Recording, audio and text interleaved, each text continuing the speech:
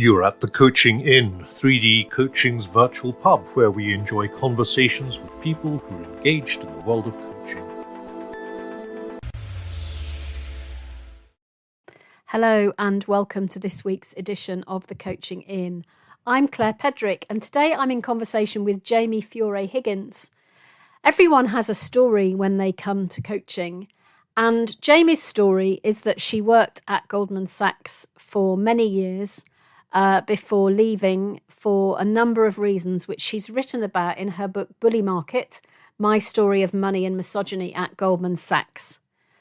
Jamie's now trained to become a coach and is taking into the coaching with her all of the story that's inside her. So welcome, Jamie. So nice to be here. Thank you for inviting me. It's a pleasure. It's a pleasure. So the end of the story is that you've become a coach. That's right. So do you want to start with your coaching journey, or do you want to start with how you got here? Oh, no, we can start with my coaching journey. Fantastic. Yeah. Tell us about your coaching journey.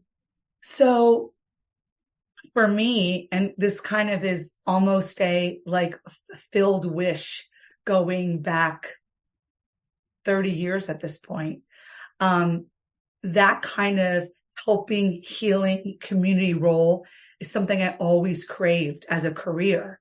And when I was at university, those were kind of the careers I was looking toward. And my parents just said no. Yeah. And I don't blame them. You know, they came from a different generation, and it was very much that success was getting a good job with the company, making money. And they weren't quite sure that me going into a profession like coaching would equate with that. Yeah. And so literally 20 years later, I left my career and I said, you know what? There is not an expiration date for opportunity. I'm going to pursue this now. And I will say in a lot of ways, I'm a better coach for it, because for a lot of the people I work with who are in the workplace, I've been there. I've walked the halls. I've sat on the floor. I've been in the conference rooms. So I feel like it makes me more of an empath in a lot of ways in my coaching. Yeah. Yeah. You have huge credibility, don't you? And it's just feels so good to finally be doing something aligned with my values. Yeah. Yeah. And that's the thing that struck me when I listened to your book. So you and I went on a lot of dog walks that you don't know anything about. With me in your ear, with my raspy New Jersey voice in your ear. You're great company. But I think the thing that struck me most about your book was what you slightly mentioned about your parents wanting you to go into a different kind of career. Because the theme for me through the whole book is doing right for the family and living with integrity, and how difficult it was to keep them in tension. Yeah, absolutely. And I think a lot of it is, you know, not having the confidence as a child, or as a young adult, I should say, to forage on my own recipe for success. Mm-hmm. My parents made their very clear recipe for success. You work hard, you make money, you climb the corporate ladder, you elevate the family. And I couldn't blame my parents because they were immigrants. My mom didn't even have plumbing as a child in New Jersey. I mean, she had an outhouse. So for them, all that they accomplished was through education and hard work. And they really brought the family up a notch. And the mantra was every generation has to do better. And so for me, my loyalty to that trumped my vision of what a fulfilling career could look like. And I also trusted them. Like, you know, you do what your parents say in a lot of ways. They had more knowledge and experience than I did. And so I followed their recipe. And it worked for a while until it didn't work at all. So tell us a bit about that part of the journey for our listeners who haven't read your book, although I do absolutely recommend that you do read it, everybody. So my journey to Goldman Sachs. Yeah. So my parents made the directive, best job possible, highest paid job possible, best industry. And in 1998, that was Wall Street. And, you talk to anybody, it's Goldman Sachs. That's the brass ring. And so I made it my mission, and I had 40 interviews to get my job, 40, wow, which often surprises people. But looking back, it was kind of like their first job at gaslighting me, because where I got other jobs after 8 interviews, 9 interviews, and I got a lot of job offers that year, which is more just about the robust job market that was the spring of 1998. It was just a great time to graduate college. And I would think, like, why am I going on and on with this organization? But it really made sense because they kept saying how special they were. And we want to be so sure we let so few in that we really need to make sure you're of the caliber. So instead of looking and saying, what is wrong with these people that they can't decide about me? A bunch of their peers in the industry decided about me with a quarter of the interviews. It started that whole belief that you were lucky to have Goldman. Goldman wasn't lucky to have you. Mm. And that really kind of set the tone for the career. And, with my naivete, not growing up in a world of high finance, with the pressure of providing for my family of origin, I so easily succumbed to what they told me, which looking back was just a complete untruth after untruth. Yeah. As you're telling that story, Jamie, I'm wondering what difference the journey that you've been on makes for you now you're on the outside as a coach. When I left Goldman, which I left on my own, I was depressed. Like, I was so depressed that you would have thought I had been fired.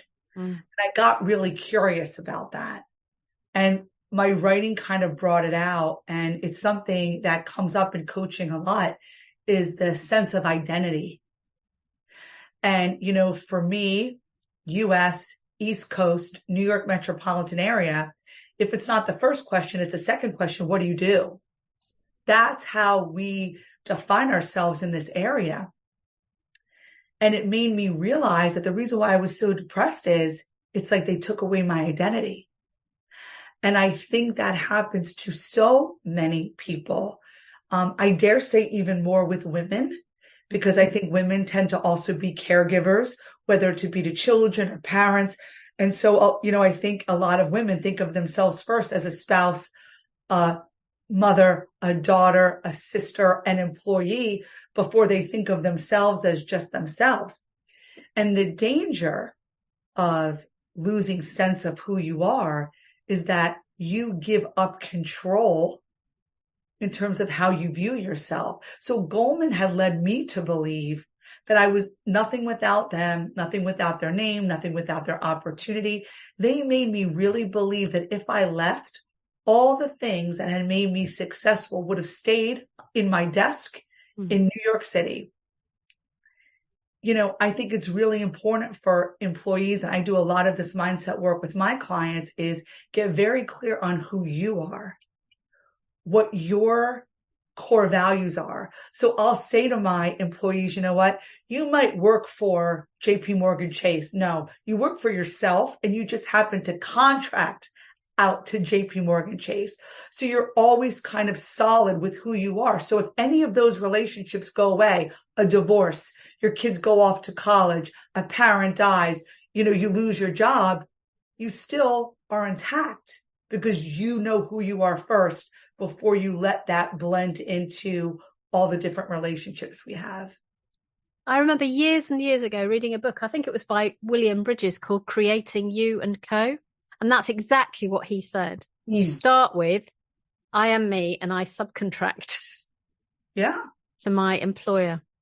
Because it happens. It doesn't even happen with, I have worked with women who, their last kid goes off to college and they're like, who am I? And so that's the danger. We need to always know who we are, what we stand for, what our mission is. Yeah. And make sure that everything we do, whether it be paid or volunteer, relationships are always reflecting that core value and mission. Yeah. Yeah. And reading the book, you can see that underneath. But I'm guessing that came out in the retelling. Yeah, I don't think that lifestyle was so exhausting. I mean, I was getting up every day at 4 a.m. I was getting home, best case, 8 o'clock p.m., worst case, midnight, 1 a.m. I was so exhausted. I didn't even have time to think about what it all meant. But it was after I left that kind of everything settled and I was out of that environment and I was able to not only look at it with a fresh perspective, but then even I would tell people anecdotes about my experience. I'll never forget when I left, I was really depressed. And so my kids' preschool teacher said to me, you need to be the head of the Parent Teacher Association. So literally like 4 months out of Goldman, I had a 1-year-old. I was doing it. I would like to report that I tripled revenue that year. You did? I did very well by them. But I remember volunteering one day and someone said, oh, like, where are you from? Because in my area, either the parents have not been working for a while or were still working. It was very odd to have this like 40-year-old woman just kind of show up. And I would tell them stories and I'll never forget. I told a woman about when I went to use the lactation rooms to pump for my youngest and my colleagues mooed at me like a cow. And don't get me wrong, I knew that was messed up. But when I saw her face, she was just like, what? And it made me realize, oh my God, like I normalized so much of this. And so those were the breadcrumbs that made me say, I need to really like write this out and reframe it in my mind. And that's when really through that kind of quiet contemplation, those themes were able to come up. I was too frenzied and harried at the time to even have space to think about those things. So we need to keep this anonymous, but if you were to coach people like yourself in the role that you were in, what would be your hopes for them?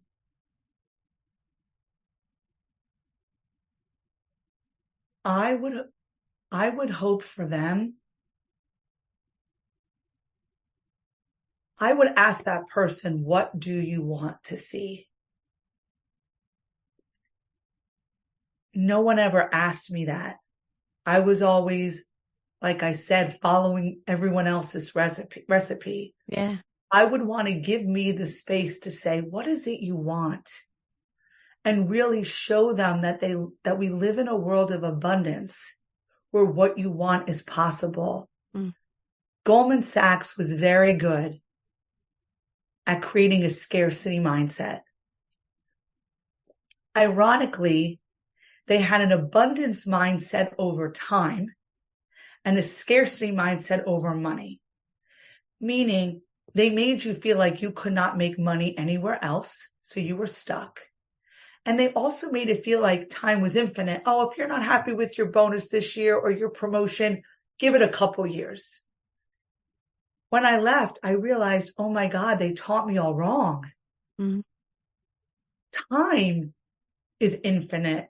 Time is scarce and money is abundant. Like you can make money anywhere, but you only have so much time. So if I were sitting with myself, I would be like, basically, what do you want to see with the time you have? What do you want to create?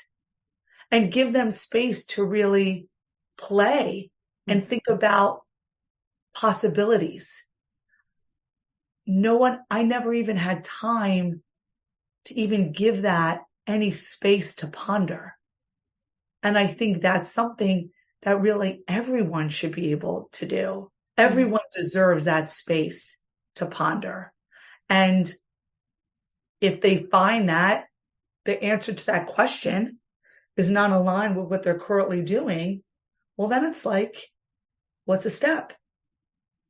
What's a step to change that? So, what's your hope for coaching in the world now, standing where you are with the story that you've had?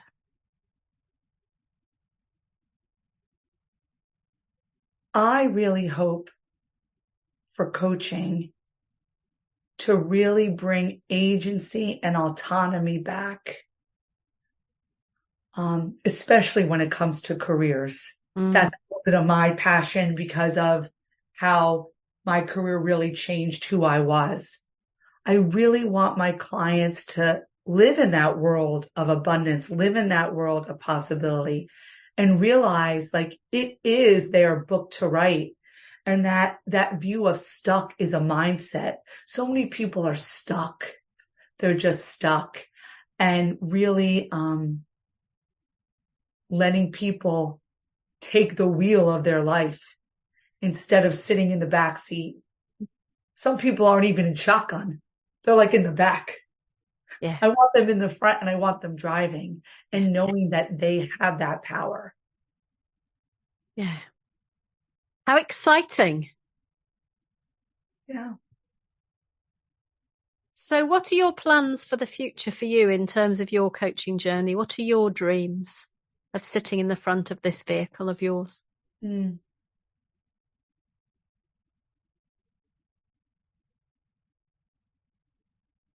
So my passion is really workplace equity.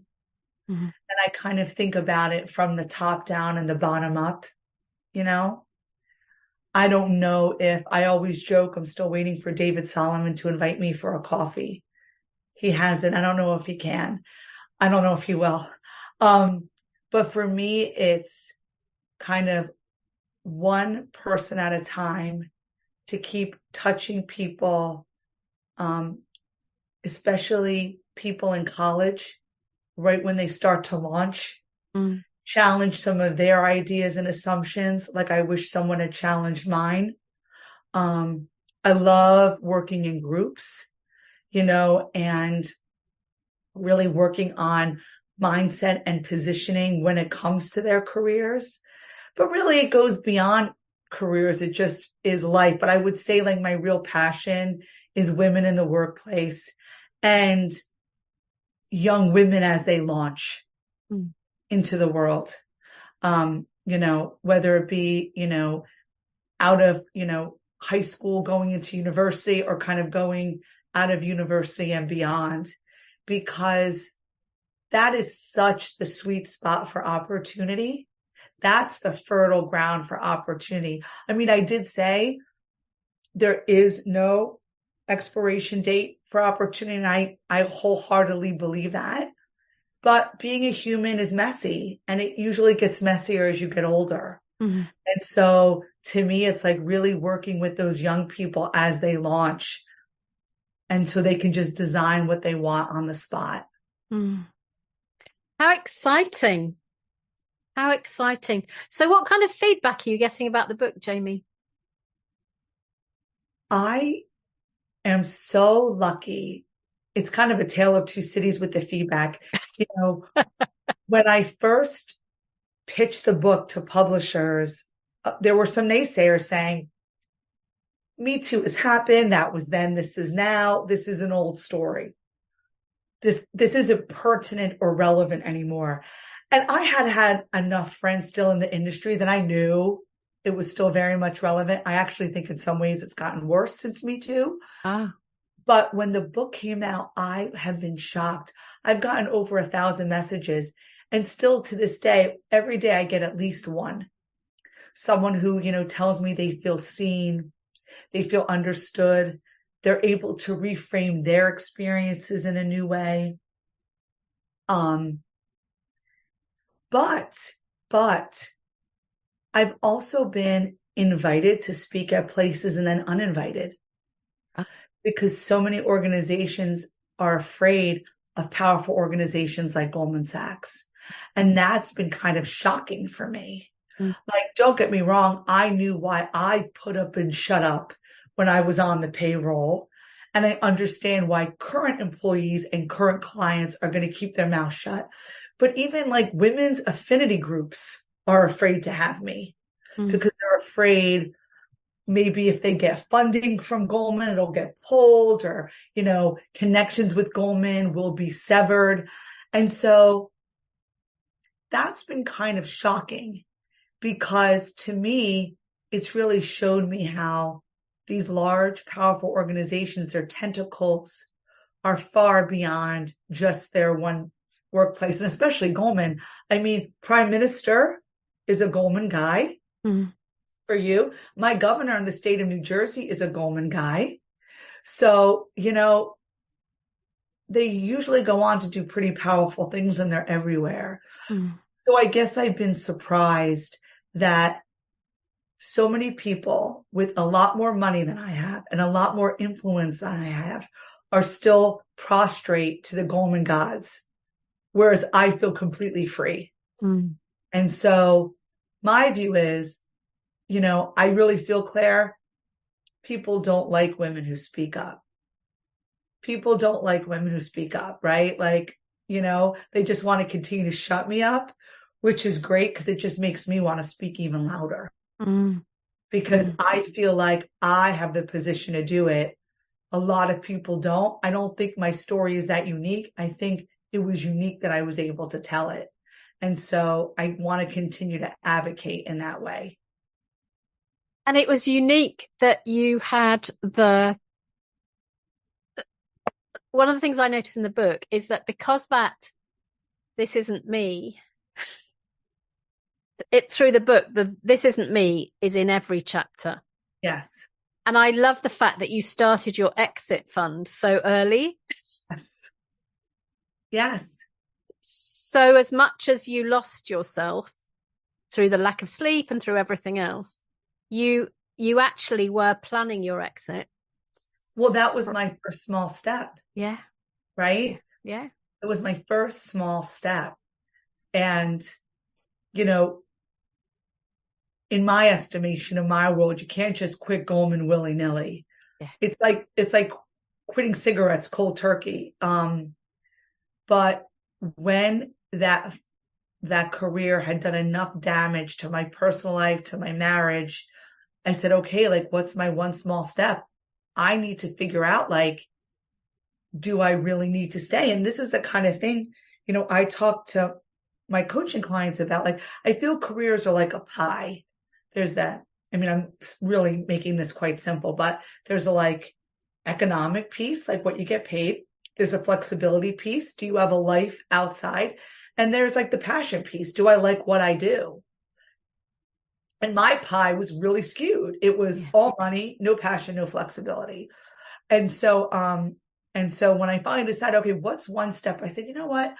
Goldman has so convinced me that I can never leave, that I will never be successful anywhere else. And not only do they tell you this, Claire, literally, you can only leave Goldman once.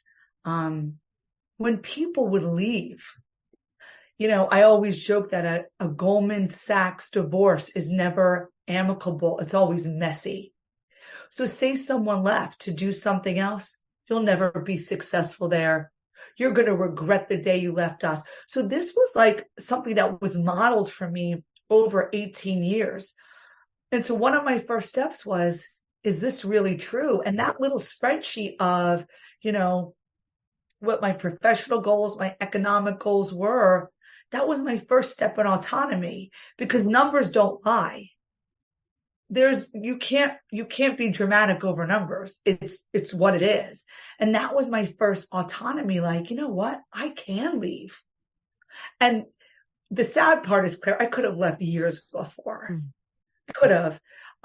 That was the sad, twisted irony of Goldman was I felt like a prisoner, but the door was unlocked. I felt stuck, but the door wasn't locked. I wasn't being held there as a hostage, but in my mind I was. And that's kind of going back to the coach, really working on your mindset around it and those feelings of identity and claiming that autonomy and agency back. And as a coach, what I'm noticing as you're talking is you're such a great role model to say, I've done it. Yeah. Yeah. I've been sucked up the corporate. Yeah. And that's, I think, the blessing of me postponing this career because I get it, and to me, it's always one small step. My favorite quote by Mark Twain is like, the secret to getting ahead is getting started. The secret to getting started is breaking your overwhelming tasks into smaller ones and doing the first one, and then that just builds momentum. And I've seen it with my clients, and I think part of the magic is just holding space for that creativity to shine. Because everyone knows what they want. Everyone knows what they really desire. How many times are you able to sit with someone to witness what that is when you're even asked? That rarely happens, that people have that opportunity. That's why I think coaching is so powerful. And your presence has a confidence, not an arrogance, but your presence has a confidence that says all the way through this podcast, you've said, it is possible. It is possible, with a deeply held confidence that comes from your story. Yeah, that's right. Because when I tell you where I was at right before I left till now, it's like I'm kicking myself that I was so frivolous with my time. I'm kicking myself. And I mean, I just want to look forward, but thank goodness I didn't drop dead the next day after I left Goldman. And so, that's why even talking about advocating, I want to make the most of the time I have left. Like, I will not be frivolous with my time anymore. I will make sure that what I do has meaning and aligns with my values and my identity. And now you can. Yeah. Because you're in control of your own career. That's right. I'm driving my own car. And what a difference on a life it makes. Like, my husband will joke, something will happen around the house, something got botched or messed up. And my reaction will be like, okay, no problem. And he would say, oh my gosh, Jamie, if Goldman Jamie had heard that, she would have been screaming her head off. Goldman Jamie, Goldman Jamie was a terror. And it's just amazing to me how different I was. I mean, I really was a 180. And you know what, Claire, if it can happen to me, this 22-year-old who wanted to help and support others, can go from those wishes to this kind of cutthroat, ambitious, stab someone in the back to get ahead. That could happen to me. It could happen to anyone. It could happen to anyone. And it's possible to go back, which is the most important part. Redemption. Yeah. It's the word that comes to mind. Yes. And it's lovely to meet you, Jamie, 2023 version. Oh, yeah. You would not have liked me 2016 or earlier. Ugh. So if people want to talk to you about having coaching and they're working in that kind of a world, how do they get in contact with you? On my website, which is JamieFioreHiggins.com. And there's a contact me button. Great. Yeah. Fantastic. And you won an award, I notice, in the UK. Oh, the FT? Yeah. Tell us about that as we finish. Yeah. The FT named me one of the 25 most influential women of 2022. And it was quite an honor. I was joking. There's a children's program in the US called Sesame Street. I'm sure you've heard of it. Yeah. And one of the things is, one of these things is not like the other. One of these things doesn't belong. And I'm looking through these other women, and it's like one of the Williams tennis players, a prime minister of a European country. And then there's me. No, I mean, and to me, I loved it because how I differentiated myself according to them was a truth teller. And I feel like in 2023, in this world of social media filters, both literal filters on photos and figurative filters on our content, I feel like people crave authentic, real people who are going to really tell it like it is and tell the truth. And so I was very grateful for them to recognize it, because it was a risk putting myself out there. So it was a really nice honor that they kind of saw that. So, yeah. And I love that when we first met, that was so not visible, because what came across was your humanity and your loveliness. Mm-hmm. And it's beautiful to know that was inside and that it's come out. Yeah. Yeah. The book really helped it. Not the writing of the book, but once it was published, it was like, it almost felt like when you saw the astronauts stake the flag in the moon, right? It was like, I claimed it. I finally claimed it. And I just laid it out there. So that was a very transformative moment for me. Yeah.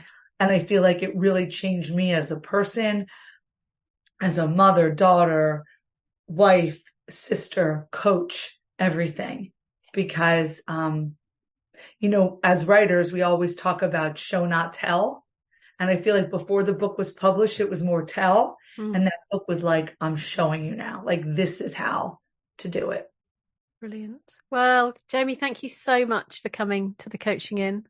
Thank you for having me. It's an absolute pleasure to have a conversation with you today. So JamieFioreHiggins.com and click on contact me if you want to get in touch with Jamie. And I'll put the information about Bully Market, the book, in the show notes. Thank you, Jamie. Thank you.